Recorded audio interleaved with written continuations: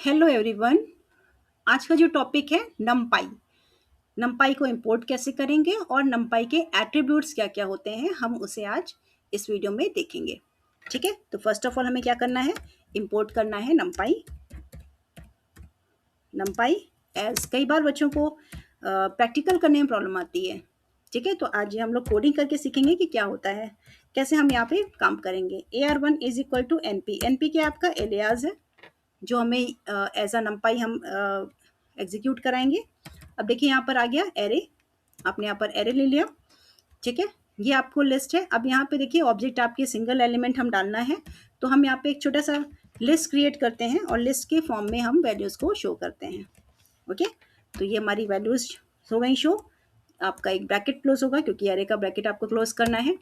ठीक है, नेक्स्ट हमारा क्या है, एरे 2 है। एरे 2 में हमें क्या करना है, हमें ये चेक करना है कि क्या हम एरे में डिफरेंट टाइप की वैल्यूज़ भी हम पुट कर सकते हैं कि नहीं कर सकते। ऑब्वियस सी बात, हम पुट कर सकते हैं। तो यहाँ पर देख लेंगे, क्योंकि आपने ये चीज़ सुनी है कि वैल्यूज़ हमारी क्या है, डिफरेंट टाइप की प्रिंट नहीं हो सकती, लेकिन हम आपको दिखाते हैं। क्योंकि लिस्ट में हम वैल्यू को डिफरेंट टाइप की वैल्यू को हम प्रिंट करा सकते हैं, तो यहाँ पे एरे में भी, क्योंकि एरे में हम एरे आपका मेथड है और उस मेथड में हम क्या डाल रहे हैं, एक लिस्ट के फॉर्म में एरे हम पुट कर रहे हैं। ठीक है, क्योंकि लिस्ट में हम वैल्यूज़ को डिफरेंट टाइप की वैल्यूज़ को इनपुट करा सकते हैं, तो ये भी यहाँ पर भी होगा। लेकिन होने के बाद ये क्या करेगा कि वैल्यूज़ को एक यूनिफॉर्म टाइप में, जो इस यहाँ पे इसको बड़ी डेटा टाइप मिलेगी, वैल्यू मिलेगी, उसके अकॉर्डिंगली वो हर एलिमेंट्स का डेटा टाइप असाइन कर देगा। ठीक है, क्योंकि हमारा यहाँ पे इम्प्लिसिट कन्वर्जन होता है आपका। एक्सप्लिसिटली हम यहाँ पे किसी भी डेटा टाइप की वैल्यू का डेटा टाइप हम असाइन नहीं करते हैं, तो ऑटोमेटिकली उसको जो सबसे बड़ा टाइप मिलेगा उसके अकॉर्डिंग उस एरे की जो साइज़ है वो डिक्लेयर हो जाएगी। ठीक है, तो ये हमने देखा कि आपका बिल्कुल एरर नहीं आ रही है। और ये हमने यहाँ पर लिखा एरे 3, यहाँ पे एरे 3 लिखा हमने यहाँ पर।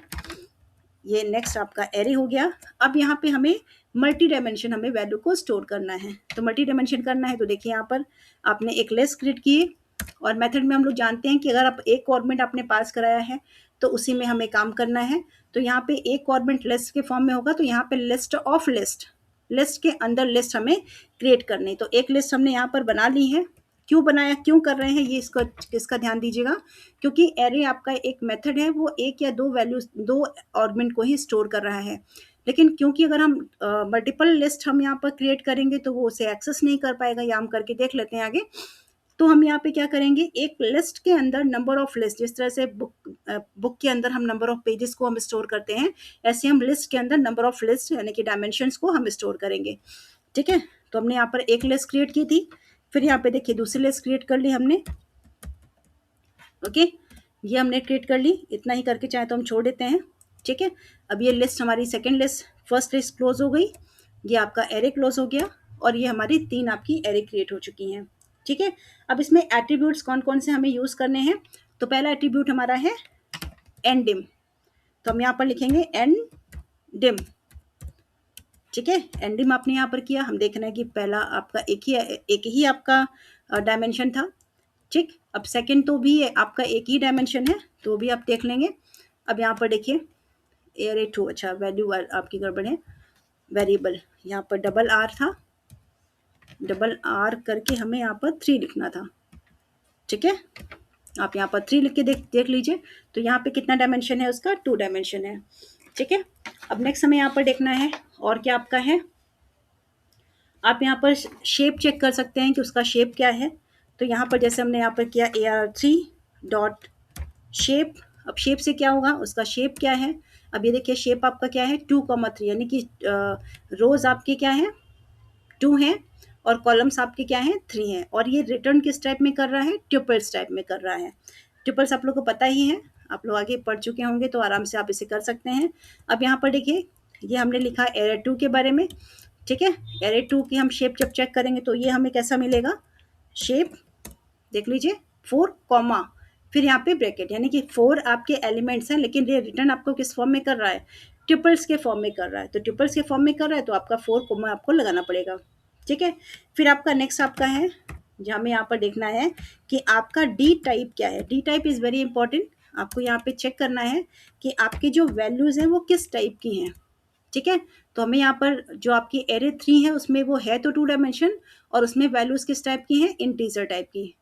ओके, अब यहाँ पे हम चेक करते हैं एरे 2 डॉट डी टाइप, उससे क्या होगा, आपको चेक करना है कि एरे 2 क्योंकि इसमें मल्टीपल टाइप का है, आपका स्ट्रिंग भी है, आपका फ्लोट भी है, तो यहाँ पर देखिए ये आपका U32 लिखा हुआ है, लिख के आ रहा है, यानी कि जो सबसे बड़ी वैल्यू आपकी होगी उसी को वो स्टोर करेगा।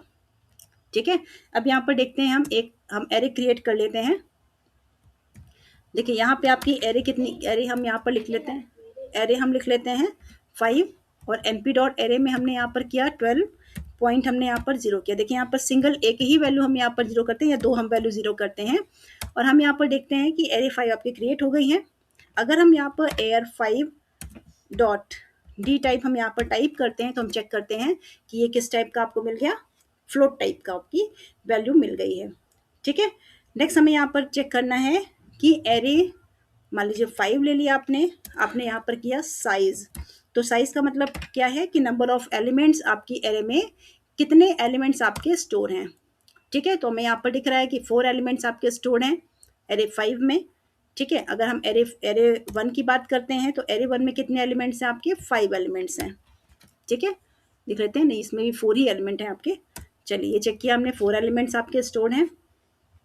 ओके, अब यहाँ पर एक चीज़ और आपका है आइटम साइज। आइटम साइज का मतलब क्या होता है कि आपके बाइट्स कितने हैं उसमें, मतलब बाइट्स का साइज कितना है, एक आइटम का साइज कितना है। ठीक है, तो हमें यहाँ पर क्या शो हो रहा है, 8 आपका आइटम बाइट आपका शो हो रहा है। अब यहाँ पर देखिए, यहाँ पर हम ये भी कर सकते हैं, एरे आपका 5 का चेक कर लें, क्योंकि वो फ्लोट टाइप का है तो उसमें कितना बाइट आप स्टोर करते हैं, उसमें भी आपका 8 ही आ रहा है। क्यों, क्योंकि यहाँ पर देखिए आपका फ्लोट 64 है और INT 64 है। ठीक है, तो एक एलिमेंट के लिए हमें कितना बाइट हमें चाहिए होगा, 8 बाइट हमें चाहिए होगा। 64 8 आपका है, 8 आप 64 बिट्स का है तो 8 से आप डिवाइड करेंगे कि एक आपका बाइट, एक बाइट में आपका 8 बिट होता है तो आपको 8 बाइट आपको निकल के आ जाएगा। ठीक है, अब यहाँ पर एक चीज़ हम यहाँ पर और देख सकते हैं, ये आपका देखिए U32 था, तो इसमें क्या, इसका आइटम साइज क्या होगा, ये भी आप चेक कर लीजिए, आइटम साइज। ठीक है, ये देखिए आपका 128, एक पर्टिकुलर आइटम का साइज कितना है ये हम यहाँ पर बता दे रहे हैं। ठीक है, अब यहाँ पे नंबर ऑफ थिंग्स हैं आपके, और किस तरह से हमें एरे हम जनरेट कर सकते हैं, तो जैसे हमने यहाँ पर किया array 3 is equal to NP dot zeros.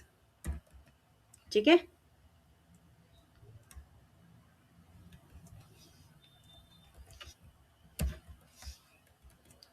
Okay, तो यहाँ पर अगर हम चेक करना चाहें कि AR3 में वैल्यू कैसी आपकी है, तो देखें यहाँ पे आपकी 00 करके आपकी वैल्यू है। तो ये भी एक आपका तरीका है एरे क्रिएट करने का। ठीक है, तो और भी जो नेक्स्ट टॉपिक्स आपके हैं इसमें मेथड्स के बारे में, वो नेक्स्ट वीडियो में मैं आपको एक्सप्लेन करूंगी with an example, with practical. ठीक है, तो लाइक सब्सक्राइब करना मत भूलिएगा। बहुत इंपॉर्टेंट सीरीज आपकी चल रही है, पाइथन के एक एक एग्जैक्ट टॉपिक को विद प्रैक्टिकल आपको करके दिखाया जा रहा है, तो इसको ज़रूर से फॉलो करिए और अपनी प्रैक्टिकल आपका स्ट्रॉन्ग करिए। Okay, now thanks for watching.